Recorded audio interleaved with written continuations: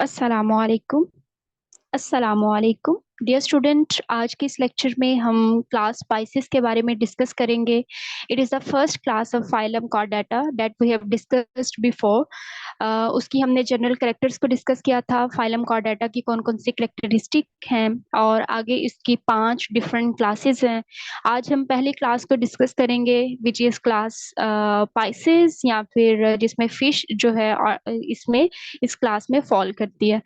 तो चलें हम लेक्चर को स्टार्ट करते हैं।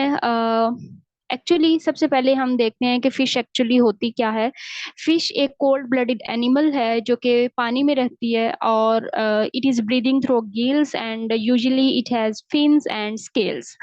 Cold blooded animals dear student ऐसे ऑर्गेनिजम्स होते हैं जो कि अपने बॉडी के टेम्परेचर को रेगुलेट नहीं कर सकते, and they depend on their environment. जैसा इन्वायरमेंट का टेम्परेचर होता है वैसा ही अपने बॉडी के टेम्परेचर को भी कर लेते हैं। ठीक है। यानी कि अगर हम ह्यूमंस की बात करें तो उस केस में क्या होता है कि हमारी बॉडी का टेम्परेचर हमेशा 37 ही रहता है, चाहे बाहर का टेम्परेचर कोई भी हो। लेकिन जो कोल्ड ब्लडेड एनिमल्स हैं, अगर बाहर का टेम्परेचर माइनस में जा रहा है तो ये अपने बॉडी के टेम्परेचर को भी उस हिसाब से चेंज कर लेते हैं। ये फर्स्ट वर्टिब्रेट है, और ये हायर कॉर्डेट्स भी हम इसको कह सकते हैं। ठीक है। अब अगर हम इसके फाइलोजेनेटिक रिलेशनशिप की बात करें तो फिश जो है ये फाइलम कॉर्डेटा से बिलोंग करती हैं, और सब फाइलम इसका वर्टिब्रेटा है। और वर्टिब्रेट हमने प्रीवियस लेक्चर में डिस्कस किया था, ऐसे ऑर्गेनिजम्स हैं जिनके पास वर्टिब्रल कॉलम प्रेजेंट होता है, और इनके पास स्पाइनल कॉर्ड है और एक्सियल सपोर्ट है जो कि इसकी बॉडी को सपोर्ट करती है। फाइलम कॉर्डेटा में हमने यूरोकॉर्डेटा को डिस्कस किया था, क्योंकि एवोल्यूशन के हिसाब से अगर हम बात करें तो कभी भी कोई भी चीज़ एकदम से चेंज नहीं होती। तो फाइलम वर्टिब्रेटा जो था उसका उसमें जो कॉर्डेटा है, पहले उसमें नोटोकॉर्ड थी जो कि ऑर्गेन यूरोकॉर्डेट्स में प्रेजेंट थी और उसको सपोर्ट प्रोवाइड करती थी, लेकिन आहिस्ता आहिस्ता जो नोटोकॉर्ड है वो एक बोनी स्केलेटन में चेंज हो गई, जिसको हम वर्टिब्रल कॉलम कहते हैं। और ये वर्टिब्रल कॉलम जो है उसकी बॉडी को सपोर्ट प्रोवाइड कर रही होती है। इसके बाद फिश जो है इसके पास स्कल भी प्रेजेंट होता है, और ये स्कल सेम ऐसे ही काम करता है जैसे कि ह्यूमंस में स्कल ब्रेन को प्रोटेक्ट करता है। और ये जो हम कैरेक्टर्स की बात कर रहे हैं, ये हमने स्फेलोकॉर्डेट्स जो हैं उसके जेनेटिक एनालिसिस किया, और स्फेलोकॉर्डेट जो है इससे प्रीवियस है। स्फेलोकॉर्डेट और यूरोकॉर्डेट भी फाइलम वर्टिब्रेटा में ही आता है। तो उसकी कैरेक्टरिस्टिक्स को हमने स्टडी करने के बाद ये डिसाइड किया साइंटिस्ट ने कि ये कैरेक्टर्स जो हैं ये क्लास स्पाइसेस में आ सकते हैं। इसके बाद अगर हम इसकी लीनिएज की बात करें तो it was appear in 750 million years back. और दो वर्टिब्रेट की करेक्टर्स हैं जो कि इसको दूसरे वर्टिब्रेट्स के साथ कनेक्ट करता है। पहला है एवोल्यूशन ऑफ ब्रेन और दूसरा है evolution of bone. Different scientist ने डिफरेंट थ्योरीज पेश की इसके बारे में। जो पहला है कि चाइनीज रिसर्चर ने 530 मिलियन ईयर अगो एक वर्टिब्रेट फॉसल को डिस्कवर किया, और वो फॉसल जो है वो एक स्मॉल लेंसलेट शेप ऑर्गेनिज्म था जो कि आपको स्क्रीन पे भी नजर आ रहा है। लेंसलेट का मतलब होता है नेजे की तरह का। और इसका जब उन्होंने लाइफस्टाइल को स्टडी किया तो इसका प्रीडेटरी लाइफस्टाइल था। प्रीडेटरी लाइफस्टाइल का मतलब होता है कि वो प्रे के ऊपर जो है वो फीड करता है, दूसरे ऑर्गेनिजम्स के ऊपर फीड करता है। और इसके पास ब्रेन भी है और आई भी है। और ब्रेन अगर होगा तो जाहिर है उसकी क्रेनियल कैपेसिटी इंक्रीज होगी किसी भी ऑर्गेनिज्म को पकड़ने के लिए। और आई इसकी स्ट्रक्चर इसमें डेवलप होती है, और जितनी ज्यादा आई शार्प होंगी इसकी उतना ही ये प्रे को लोकेट करने में हेल्प करेंगी। इसके अलावा इसके पास बॉडी के मसल्स होते हैं जो कि इसकी एक्टिव स्विमिंग में हेल्प कर रहे होते हैं। और सबसे पहले ये जो फॉसिल मिला था ये चाइनीज रिसर्चर को मिला था। उसके बाद है कि जो एवोल्यूशन है बोन की वो किस तरीके से हुई। दो हाइपोथेसिस हैं, लेकिन अभी इसका ओरिजिन क्लियर नहीं है। दोनों हाइपोथेसिस ही ये बताते हैं कि एवोल्यूशन जो बोन की है वो ऐसे हुई थी। पहला है ओरिजिन फ्रॉम डेंटाइन। एक्चुअली जो डेंटाइन है ये रूट लाइक स्ट्रक्चर्स हैं जो कि ऑर्गेनिजम्स के माउथ में प्रेजेंट होती हैं। और डिफरेंट साइंटिस्ट का कहना ये है कि ये जो डेंटाइन है वहां से बोन्स की एवोल्यूशन हुई। और डिफरेंट साइंटिस्ट एक और हाइपोथेसिस पेश करते हैं जो कि ओरिजिन फ्रॉम डेंटिकल्स है। डियर स्टूडेंट, डेंटिकल्स का मतलब एक्चुअली होता है कि ये ऐसे स्ट्रक्चर्स हैं जो कि कैल्शियम फॉस्फेट को डिपॉजिट करती हैं। और वी नाउ डैट के जो हमारी बोन्स हैं उसके अंदर जो मिनरल स्टोर होता है वो भी कैल्शियम फॉस्फेट है। तो इसकी बेस पे डिफरेंट साइंटिस्ट ने कहा कि डेंटिकल्स जो हैं वो भी कैल्शियम फॉस्फेट को डिपॉजिट करती हैं और बोन्स भी। तो इसका मतलब है कि डेंटिकल्स से ही बोन्स की एवोल्यूशन हुई। ठीक है। उसके बाद अगर हम फर्स्ट बोन देखें तो जिस फिश में थी वो थी ओस्ट्रेकोडर्म। ये फर्स्ट बोनी एमोरेड फिश थी जो कि आपको स्क्रीन पे भी नजर आ रही है। और it is in active filter feeder. और ये अग्नथा से बिलोंग करती है। अग्नथा एक ऐसी क्लास है जिसमें जॉज और अपेंडेजेस प्रेजेंट नहीं होते। और ये जो है ये सी और लेक्स के बॉटम में प्रेजेंट होती है। Then evolution of fish takes place from ostracoderm. तो इसका मतलब है अगर पहला ऑर्गेनिज्म ओस्ट्राकोडर्म था तो इसका मतलब है जो आगे वाली फिशेस हैं उनकी एवोल्यूशन भी ओस्ट्राकोडर्म से ही हुई। ठीक है। अब जो एवोल्यूशन है फिश की, डिफरेंट साइंटिस्ट जो हैं दे वर कंफ्यूज्ड कि जो फिश की एवोल्यूशन है इट वाज इन मेरीन और फ्रेश वाटर हैबिटेट। लेकिन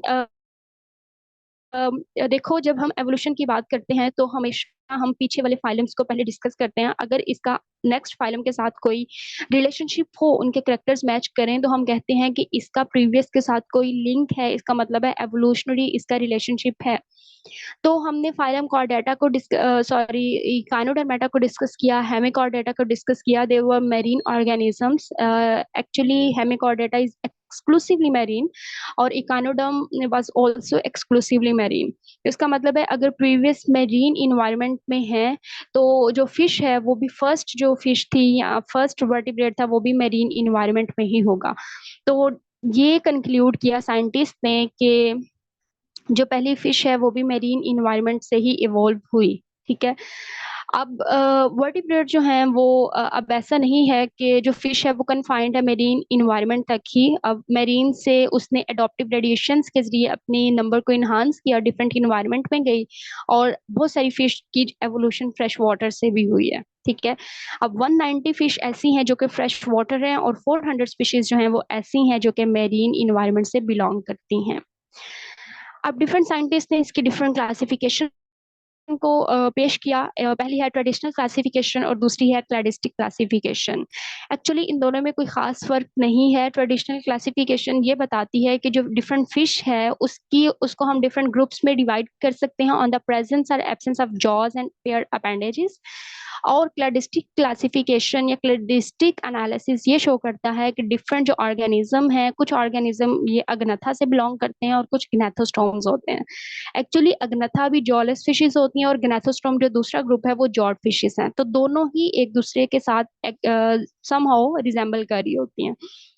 ठीक है। और जो ट्रेडिशनल क्लासिफिकेशन की गई वो पैराफाइलेटिक लीनियज के तौर पे की गई। और पैराफाइलेटिक ऐसा लीनियज होता है जो कि हम टेम्पोरेरीली बनाते हैं, इसकी कोई बेस नहीं होती है। अब अगर हम इसकी क्लासिफिकेशन की बात करें कि क्लास स्पाइसेस में कौन कौन सी क्लासेस हैं, मेजर क्लासेस हैं, वो हम डिस्कस करते हैं। इसको दो ब्रॉड ग्रुप में डिवाइड किया गया। पहली इसकी जो क्लास है, पहला जो इसका ग्रुप है वो है अग्नथा। डियर स्टूडेंट, ए का मतलब होता है विद आउट, या गनेथा का मतलब होता है जॉ। ए है इसका मतलब है विद आउट जॉ है या फिर जॉ लेस फिशेस हैं इस ग्रुप में। और दूसरी है ग्नेथोस्टोम्स। ग्नेथोस्टोम्स ऐसी फिशेस हैं जो कि जॉड फिशेस होती हैं। ये दो ब्रॉड ग्रुप्स हैं, इसके बाद इसके छोटे सब ग्रुप्स भी आते हैं। और फिर इसके अंदर हम देखेंगे कि कौन कौन सी फिश आती है। अग्नथा जो है, क्योंकि ये हमने पहले डिस्कस किया कि इसके पास जॉ और अपेंडेजेस नहीं होते और इसका जो स्केलेटन है वो कार्टिलेज का बना होता है। और कार्टिलेज क्या है? It is a soft form of connective tissue. ठीक है। और इनके पास नोटोकॉर्ड प्रेजेंट होती है और ये नोटोकॉर्ड परसिस्टेंट है, यानी कि थ्रू आउट लाइफ इसकी नोटोकॉर्ड प्रेजेंट होती है। जबकि हमने प्रीवियस डिस्कस किया था कि नोटोकॉर्ड कुछ ऑर्गेनिज्म में लार्वल स्टेज में प्रेजेंट थी या फिर लार्वा में नहीं थी तो अडल्ट में प्रेजेंट थी, लेकिन परसिस्टेंट नहीं थी। जो ही हम आगे जाते जाते हैं तो ये जो फीचर्स हैं वो ज्यादा डेवलप होना शुरू हो जाते हैं। तो अग्नथा के अंदर जो पहली फिश थी, जो पहला वर्टिब्रेट हमें मिला, जो फर्स्ट बोनी एमोरेट फिश हमें मिली थी वो ओस्ट्राकोडर्म थी। ओस्ट्राकोडर्म की फर्दर टू क्लासेस हैं, क्लास मैग्जीनी एंड क्लास फेलोस्पिडोमॉर्फी। हम वन बाय वन इसको देखते हैं। Ostracoderm extinct agnatha hai. It is a very important MCQ that can be asked in PPSC exam, FPSC exam, in board exam. If you are a university student, it could be possible to ask in a MCQ question in your paper. So basic term है, इसके बारे में आपको पता होना चाहिए। ओस्ट्रैकोडर्म एक extinct अग्नथा है जो कि बॉटम ड्विलर है। बॉटम ड्विलर का मतलब है कि ये सी और लेक्स की बॉटम में प्रेजेंट होता है और ये ज्यादातर फिल्टर फीडर है। डियर स्टूडेंट, फिल्टर फीडर का मतलब है कि पानी इनके बॉडी में जो आता है उसी पानी के अंदर जो छोटे छोटे माइक्रो ऑर्गेनिजम्स होते हैं, उन्हीं माइक्रो ऑर्गेनिज्म को ये फिल्टर करके अपनी फीड के तौर पे इस्तेमाल करता है। ठीक है। और अगर हम इनके बॉडी की लेंथ की बात करें तो 15 सेंटीमीटर इनकी बॉडी की लेंथ होती है। ये बोनी एमोरेट फिश है जो कि अपने डिफेंस के तौर पे उस बोनी एमोरेट को यूज करती है और इसकी बोनी प्लेट्स जो है जो माउथ के अराउंड होती हैं वो एज अ जॉ के तौर पे इस्तेमाल करती हैं। और ये मुलस के शेल को, जो कि मुलस को ये फीड के तौर पे इस्तेमाल करती है, तो उसके शेल को ब्रेक करने में हेल्प कर रही होती हैं। उसके बाद अगली क्लास है क्लास मैग्जीनी। डियर स्टूडेंट, मैग्जीनी एक ऐसी क्लास है जिसमें कोई भी बॉडी के बाहर स्केलेटन नहीं होता, यानी कि सॉफ्ट बॉडी होती है, इसकी कोई स्केल प्रेजेंट नहीं होता और इसके पास 4 पेयर टेंटेकल्स के होते हैं और माउथ कैविटी में ओल्फैक्टरी सैक होती है और इसके अलावा इसमें फ्रेंजियल गिल स्लिट्स भी प्रेजेंट होती हैं। जैसे कि आपको स्क्रीन पे नजर आ रहा है, ये एक ऐसा ऑर्गेनिज्म है, ये एक ऐसी फिश है जिसकी बॉडी सॉफ्ट बॉडीड है और स्केललेस बॉडी है। ये भी एमसीक्यू बहुत ज्यादा आता है कि वो कौन सी फिश है जो कि स्केललेस है और स्लाइम, ये मड में रहती है और इसके बाहर कोई स्केल प्रेजेंट नहीं होता। ठीक है। और इसके पास जो फ्रेंजियल स्लिट्स होती हैं वो 5 to 15 पेयर्स होते हैं। डियर स्टूडेंट, फ्रेंजियल स्लिट्स ऐसी स्ट्रक्चर्स होती हैं जो कि हेमिकॉर्डेट्स में भी प्रेजेंट थी और ये माउथ और आउटर बॉडी कैविटी के दरमियान प्रेजेंट होती हैं और इसका काम होता है कि इसने गैसेस एक्सचेंज में हेल्प करना होता है और फिल्टर फीडिंग के तौर पे भी इस्तेमाल करती है। क्योंकि ये पहले वाले ऑर्गेनिज्म में भी फीचर था, इसका मतलब है कि इसका उन ऑर्गेनिज्म के साथ कोई एवोल्यूशनरी रिलेशनशिप है और इसमें जो फिश है उसका नाम है हैग फिश। ठीक है। उसके बाद है ये मोस्ट प्रिमिटिव है और ये सीधी सीधी लाइन उठाई जाती है पेपर में कि which fish is the most primitive fish, तो hagfish is the most primitive fish. उसके बाद इसी को अगर हम डिटेल में डिस्कस करें तो ये मड में प्रेजेंट होती है, स्लाइम बॉडी है, सॉफ्ट बॉडीड होती है, डेड और डिकेइंग दूसरी फिश के ऊपर फीड करती है और माउथ के जरिए इसको एंटर करती है फिश को और पूरा बॉडी का कंटेंट उस फिश का खा के सिर्फ उसकी स्किन को बाहर फेंक देती है। ठीक है। और फिशरमैन इसको कभी भी कैप्चर नहीं कर सकता क्योंकि ये बहुत ज्यादा एक्टिव होती है, स्लाइमी इसकी बॉडी होती है। ठीक है।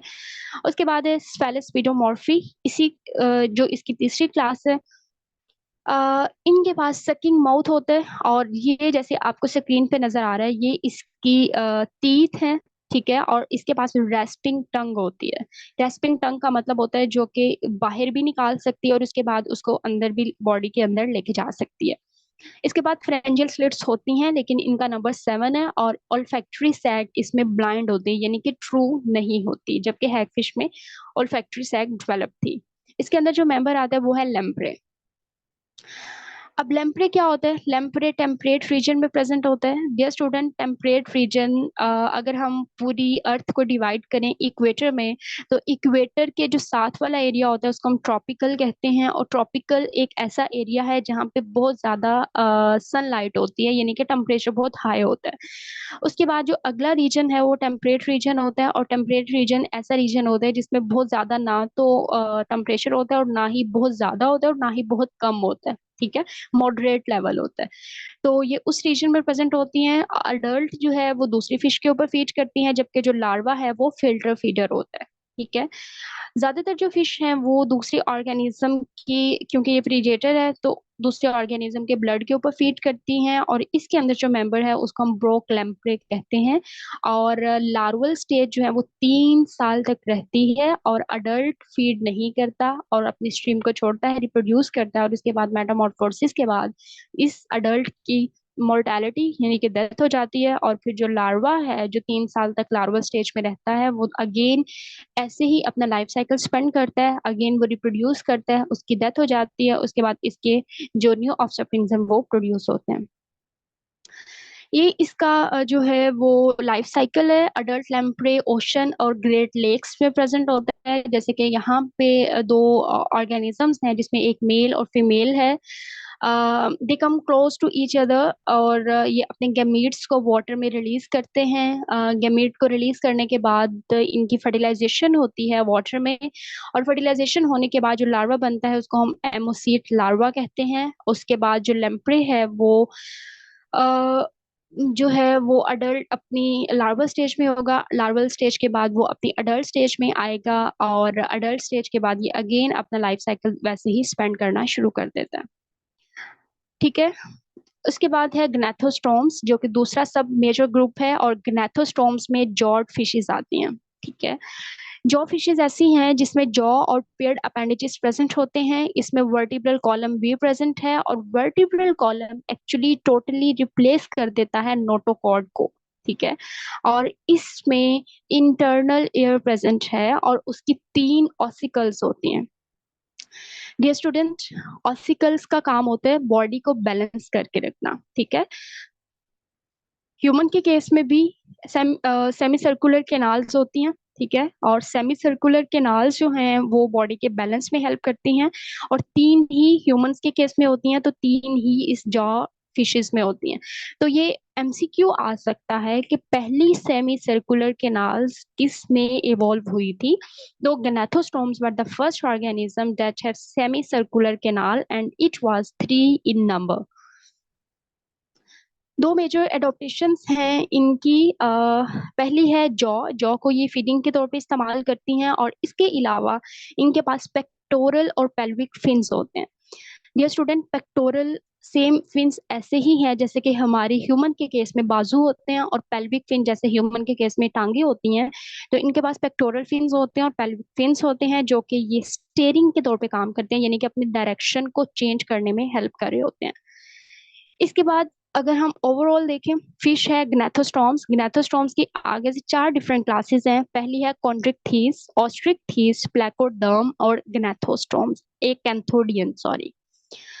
ग्नेथोस्टॉर्म्स जो हैं ये ऐसी फिश है जो कि जॉड फिश है, हमने डिस्कस किया। इसमें जो फिश हैं प्लेकोडर्म और एक एंथोडियंस। प्लेकोडर्म जो है ये भी एक्सटिंक्ट है, एक एंथोडियन भी एक्सटिंक्ट है। ठीक है। प्लेकोडर्म जो है ये अर्लीस्ट जॉ एमोरेट फिश है। अब इसका कोई डिसेंडेंट नहीं बचा, जैसे कि आपको यहाँ पे स्क्रीन पे नजर आ रहा है, दिस इज प्लेकोडर्म। ठीक है। अब इकेंथोडियन भी एक्सटिंक्ट है, लेकिन ये फिश बोनी फिश से ज्यादा रिलेट करती है एज कंपेयर टू प्लेकोडर्म। ठीक है। तो दोनों ही एक्सटिंक्ट है, लेकिन यहाँ पे क्या क्वेश्चन आ सकता है कि ये अर्लीस्ट जॉ फिश थी, इसका कोई डिसेंडेंट नहीं है, और ऐसी कौन सी फिश है जो एंशियंट तो है लेकिन क्लोजली रिजेंबल करती है अर्लीस्ट बोनी फिश से। तो इकेंथोडियन जो है ये रिजेंबल करती है as compare to this one. उसके बाद कॉन्ड्रिक्थिस है। कॉन्ड्रिक्थिस ऐसी फिशेज होती हैं जिनकी बॉडी कार्टिलेज से मिलके बनती है, ज्यादातर कार्निवोर होती हैं। कार्निवोर ऐसी फिश होती हैं जो कि डिफरेंट दूसरे ऑर्गेनिज्म के ऊपर फीड करती हैं। ठीक है। सिक्वेंजर्स डेडोडिकेइंग ऑर्गेनिक मैटर पे फीड करती हैं, और मेरीन इन्वायरमेंट में प्रेजेंट होती हैं। इनके पास कोई अपर क्यूलम नहीं होता। ये स्टूडेंट, अपर एक ऐसी स्ट्रक्चर है जो कि एक लिड की तरह की स्ट्रक्चर है, जो कि इसके गिल्स को कवर करती है। कॉन्ड्रिक्थिस में गिल्स वैसे ही नजर आ रहे होते हैं जैसे कि हम आगे जाके शार्क में देखेंगे भी कि कैसे गिल स्लिट्स हमें नजर आते हैं, उसके ऊपर कोई कवरिंग नहीं होती। जबकि जो ऑस्ट्रिकथीस हैं उसमें गिल्स के ऊपर एक स्पेशल कवरिंग होती है जिसको हम अपर कहते हैं, तो वो अपर इसमें प्रेजेंट होती है। ठीक है। अब इसमें अपर्क्यूलम प्रेजेंट नहीं है और इसके पास 5 से 7 पेयर गिल स्लिट्स के प्रेजेंट होते हैं। माउथ इसका वेंट्रल साइड पे होता है। बॉडी इसकी कवर्ड होती है जिन स्केल्स से, उसका नाम है प्लेकॉइड स्केल्स। और इसमें 2 डिफरेंट सब क्लासेस आती हैं। क्लास सब क्लास इलास्मोब्रंकाई और सब क्लास होलोसेफेली। इलास्मोब्रंकाई में 3 फिश आती हैं, शार्क, रेज और स्कैट्स। और होलोसेफेली में काइमेरा या फिर ड्रैड फिश इसका कॉमन नेम है। डियर स्टूडेंट, सब क्लास इलास्मोब्रंकाई जिसमें हमने डिस्कस किया शार्क, रेज और स्कैट्स आती हैं। इसमें हम पहले शार्क को डिस्कस करते हैं। डिवोनियन पीरियड में 375 मिलियन ईयर अगो इनकी एवोल्यूशन हुई थी। They do not have any swim bladder. Swim bladder एक ऐसी स्ट्रक्चर है जो कि फिश को सरफेस के ऊपर रखने में हेल्प करती है। इस स्ट्रक्चर में गैस फिल होती है और फिश की बॉडी का साइज जो है वो लाइट फील होता है, जिसकी वजह से वो सरफेस के ऊपर आती है। ठीक है, लेकिन क्योंकि ये अर्लीस्ट फिशेस थी, इनके पास कोई स्विम ब्लैडर प्रेजेंट नहीं होता। इनके पास गिल्स और बोनी स्केलेटन प्रेजेंट होता है। टीथ इसके मॉडिफाइड होते हैं प्लेकॉइड स्केल्स में। और shark shed old and useless sheet of the outer air raw. मतलब ये कि पुराने जो इसके टीथ होते हैं वो उसको शेड ऑफ कर देती है और उसके बाद इसके अगले नए टीथ जो हैं वो आना शुरू हो जाते हैं। इसका साइज जो है वो 1 मीटर तक भी है। और 1 मीटर जिस शार्क का साइज है वो है बास्किंग शार्क। और 10 मीटर तक भी है और उस शार्क का नाम है वेल शार्क। ठीक है, यहाँ पे आपको ये शार्क नजर आ रही है। पहले हमने बात की थी कि इसके पास कोई अपर्क्यूलम नहीं होता। एक्चुअली ये हैं इसकी गिल स्लिट्स। अगर अपर्क्यूलम होता तो ये गिल स्लिट्स नजर नहीं आनी चाहिए थी, लेकिन इसके पास अपर्क्यूलम नहीं है। इसका मतलब है इसीलिए ये जो हमें स्ट्रक्चर नजर आ रही है, गिल स्लिट्स नजर आ रही हैं, गिल्स नजर आ रहे हैं, वो हमें इसीलिए प्रोमिनेंट नजर आ रहे हैं। और हमने बात की थी इसका माउथ जो है वो वेंट्रल साइड पे होता है, तो यहाँ पे देखें नीचे वाली साइड पे इसका माउथ प्रेजेंट है। ठीक है, इसके बाद है अगली सब क्लास जिसमें रेज और स्कैट्स आते हैं। ये ओपन ओशन में प्रेजेंट होती हैं। इनवर्टिब्रेट के ऊपर फीड करती हैं। लोकोमोशन डोर्सो वेंट्रल मसल्स के जरिए करती हैं। डियर स्टूडेंट, डोर्सो वेंट्रल का मतलब है, डोर्सो का मतलब है बॉडी के ऊपर वाली साइड और वेंट्रल का मतलब है नीचे वाली साइड। तो दोनों साइड के जो मसल्स हैं वो इसके मूवमेंट में हेल्प करते हैं, जैसे कि आपको इस स्क्रीन पे भी नजर आ रहा है। इनके पास बहुत ज्यादा एबिलिटी होती है कैमोफ्लेज करने की। कैमोफ्लेज एक ऐसा फिनोमिना है, ऐसी टर्म है जिसमें एक ऑर्गेनिज्म प्रीडेटर से बचने के लिए अपने आप को उस बैकग्राउंड में छुपा लेता है, जैसा कि उसका मतलब उस इन्वायरमेंट में जाता है जहाँ पे, फॉर एग्जांपल यहाँ पे देखो ये ब्राउन कलर है और इसका ये भी इसकी बॉडी का कलर जैसा है, ये उसी इन्वायरमेंट में जाएगा और खुद को हाइड करने की कोशिश करेगा ताकि प्रीडेटर इसको रिकॉग्नाइज ना कर सके। इसके बाद इसके पास वेनमस स्पाइन्स होती हैं। ठीक है, और इसमें जो ऑर्गेनिजम्स आते हैं वो इलेक्ट्रिक रेज जिसमें नार्सिना टॉर्पीडो और मांटा रेज जिसमें मानिया भी फॉल करती है। उसके बाद जो अगली इसकी क्लास है वो है होलोसेफेली। अपर्क्यूलम इसके पास प्रेजेंट होता है। ठीक है, इसके पास स्केल्स नहीं है और इसके पास टीथ होते हैं जो कि क्रशिंग प्लेट के तौर पे मॉडिफाइड हो चुके होते हैं। इसके पास 30 स्पीशीज होती हैं और इसका काइमेरिया या फिर कॉमन नेम है रेड फिश। गैथोस्टोम्स में जो मोस्ट एडवांस क्लास है वो है ओस्ट्रिकथीस। बोनी स्केलेटन है, अपर्क्यूलम इसमें प्रेजेंट है। पहले वाली क्लासेस में अपर्क्यूलम नहीं था, लेकिन आहिस्ता आहिस्ता एवोल्यूशन हुई और गिल्स को कवर करने वाली एक स्ट्रक्चर डेवलप हो गई जिसको हमने अपर्क्यूलम का नाम दिया। इसके पास नोमैटिक सैक होती है जो कि लंग्स और स्विम ब्लैडर के तौर पे काम करती है। ठीक है, और फर्स्ट फॉसिल इसका लेट सिलोरियन पीरियड में जो है वो मिला था। और but both classes emerge in Devonian period. तो हम डिवोनियन पीरियड को जियोलॉजिकल टाइम स्केल में डिवोनियन पीरियड को एज ऑफ फिश भी कह सकते हैं। ऑस्ट्रिकथीस की फर्दर 2 क्लासेस हैं, सब क्लास सार्कोपटर्जी और एक्टिनोपटर्जी। सार्कोपटर्जी में लंग फिश हैं, कोलाकेंथ हैं और ओस्टियोलेपिफॉर्म्स हैं। लंग फिश जो हैं वो नियोसेराटोडस, प्रोटोपटेरस और लपीडोसाइरिया साइरियन। ये जो लपीडोसाइरियन है ये अमेरिका में प्रेजेंट है। प्रोटोपटेरस जो है it is present in Africa and neoceratodus it is present in different regions of the world. और कोलाकेंथ जो है इसमें लैटिमेरिया कैलमनाए जो है वो फिश प्रेजेंट है। और ओस्टियोलेपिफॉर्म जो है ये सार्कोपटेरजी से बिलोंग करती है जो कि अब एक्सटिंक्ट हो चुकी है। ठीक है, एक्टिनोपैटर्जी जो है उसको हम रे फिन फिश कहते हैं। इसके पास पेयर्ड अपेंडेजेस होते हैं जो कि डर्मल रेज ने उसको सपोर्ट किया होता है, ठीक है। इसकी आगे फर्दर टू क्लासेस हैं, कॉन्ड्रोस्टियंस और एक्टिनोपैटर्जन्स, ठीक है। कॉन्ड्रोस्टियंस जो हैं इसमें स्टर्जन्स आती हैं और पैडल फिश आती हैं, जबकि एक्टिनोपैटर्जन्स में लेपिसोस्टेरस और एमिया जो कि मॉडर्न टिलोस्ट फिश है, और एमिया जो है इसको हम कॉमनली डॉग फिश या बो फिश फिश भी कहते हैं, और इसकी अर्लीस्ट टिलोस्ट फिश की 20,000 स्पीशीज प्रेजेंट हैं। उसके बाद स्टर्जन की अगर हम बात करें, ये ओशन में प्रेजेंट है और इसकी टेल जो है वो स्केल से कवर्ड होती है, जैसे कि यहाँ पे आपको स्क्रीन पे भी नजर आ रहा है। और इसका माउथ जो है वो एज कम्पेयर टू बॉडी, इसका जो माउथ है उसका साइज कम होता है। यहाँ पे पैडल फिश है जो कि फ्रेश वाटर में प्रेजेंट होती है और इसके पास एक लार्ज ड्रॉस्ट्रम प्रेजेंट होता है, जैसे कि आपको यहाँ पे स्क्रीन पे नजर भी आ रहा है। तो स्टूडेंट, अब हम अगर इनकी सर्कुलेशन की बात करें तो जो फिश है उसका open circulatory system, closed circulatory system होता है, लेकिन एक्चुअली इसमें सिंगल सर्किट हार्ट होता है, ठीक है। सिंगल सर्किट हार्ट का मतलब है कि इसमें एक ही ऑरिकल और एक ही वेंट्रिकल इसमें प्रेजेंट होता है, ठीक है। और क्लोज्ड सर्कुलेटरी सिस्टम का मतलब ये होता है कि जो ब्लड है वो हमेशा ब्लड वेसल्स में ही रहता है, और अगर जो ब्लड है वो डायरेक्टली टिश्यू को बात करे तो उसको हम कहते हैं ओपन सर्कुलेटरी सिस्टम। लेकिन जितने भी वर्टिब्रेट्स हैं, they all have closed circulatory system.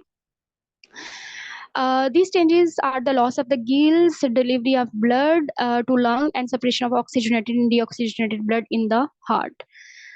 अब यहाँ पे दिखाया हुआ है कि किस तरीके से इसमें, क्योंकि ब्लड वेसल्स में ही ब्लड रहता है, डायरेक्टली टिश्यू को बात नहीं करता, तो इस सिस्टम को हम क्लोज्ड सर्कुलेटरी सिस्टम कहते हैं। जब वर्टिब्रेट हार्ट की डेवलपमेंट हुई तो 4 एम्ब्रियोलॉजिकल इनलार्जमेंट जो हैं वो ventral aorta of the heart से हुई, और ये इनलार्जमेंट है साइनस वेनोसस, एट्रियम वेंट्रिकल और कोनस आर्टरियोसिस, ठीक है। ब्लड जो है वो फिश में किस डायरेक्शन में फ्लो करता है? Blood flow from venous system of the fish, ठीक है। अब ये वेनस सिस्टम क्या होता है? Blood passes through sinus venosus to atrium. सबसे पहले जो इसका ब्लड है वो साइनस वेनोसिस से एट्रियम के पास आता है, एट्रियम से वेंट्रिकल के पास जाता है, वेंट्रिकल से ये कोनस आर्टरियोसिस के पास जाता है, कोनस आर्टरियोसिस से ये वेंट्रल अयोटा के पास जाता है, ठीक है। वहां पर 5 एफरेंट वेसल्स होती हैं जो कि ब्लड को गिल्स के पास लेके जाती हैं, ठीक है। और वहां पे जाके कैपिलरीज में डिवाइड होती हैं, और कैपिलरीज जो हैं वो गैसेस एक्सचेंज में हेल्प कर रही होती हैं। इसी के बाद जब गैसेस एक्सचेंज हो जाती है तो ब्लड को कलेक्ट किया जाता है इफरेंट वेसल्स के जरिए, और इफरेंट वेसल्स जो हैं वो डॉर्सल अयोटा के जरिए ब्लड को बॉडी में डिस्ट्रीब्यूट कर देता है, ठीक है। तो यही यहाँ पे दिखाया हुआ है कि सबसे पहले किस तरीके से ब्लड जो है वो डॉर्सल अयोटा से पूरी बॉडी में डिस्ट्रीब्यूट होगा, कोनस आर्टरियोसिस, फिर एट्रियम, फिर साइनस वेनोसिस, और पूरी बॉडी में डिस्ट्रीब्यूशन इसकी कैसे होती है।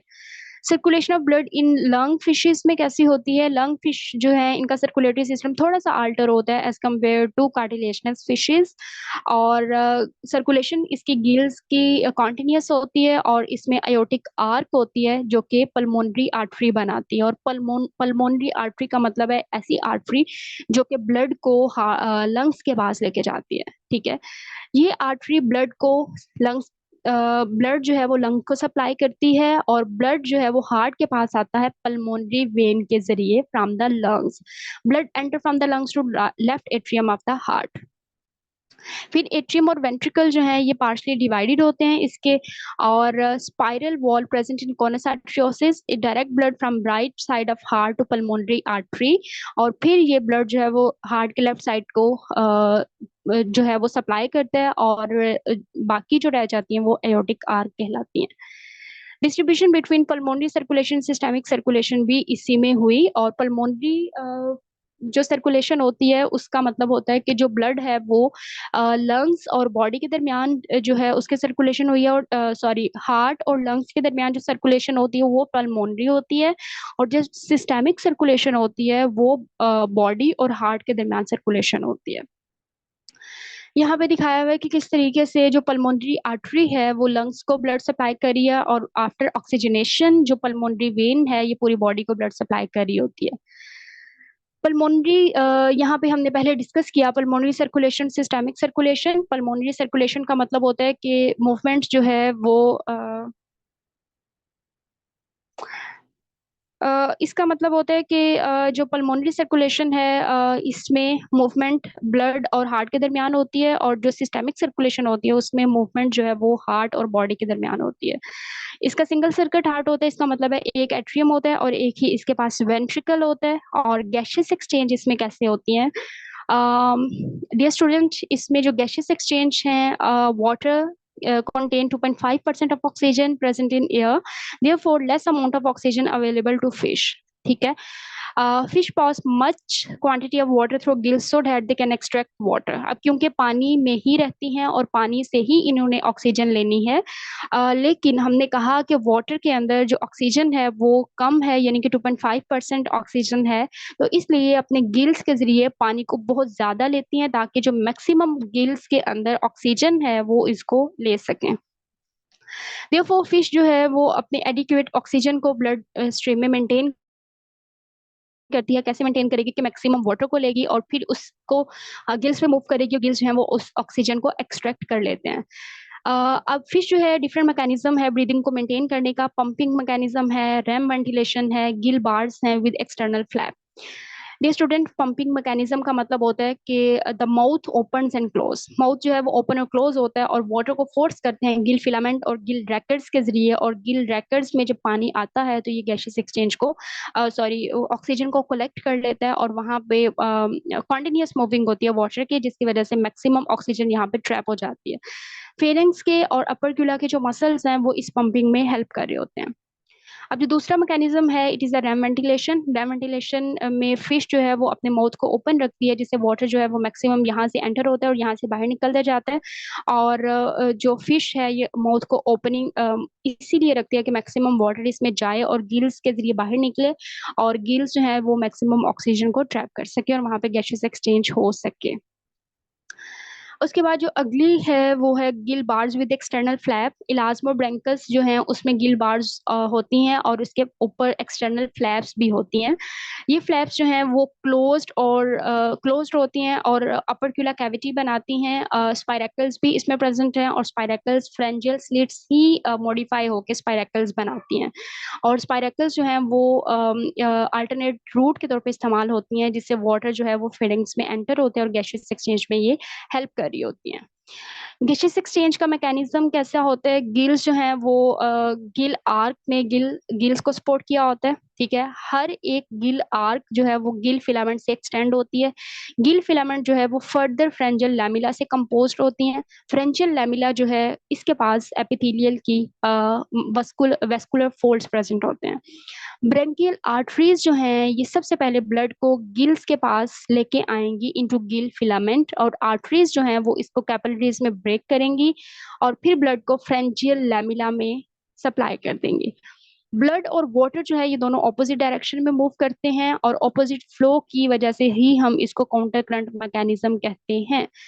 स्विम ब्लैडर एंड लंग्स जो है ये इंडियन क्लिमिंग पर्क, जो कि आपको स्क्रीन पे नजर आ रहा है, ये अपनी ज्यादातर लाइफ को स्पेंड करती है लैंड पे, और these fishes have gas chamber called pneumatic sac.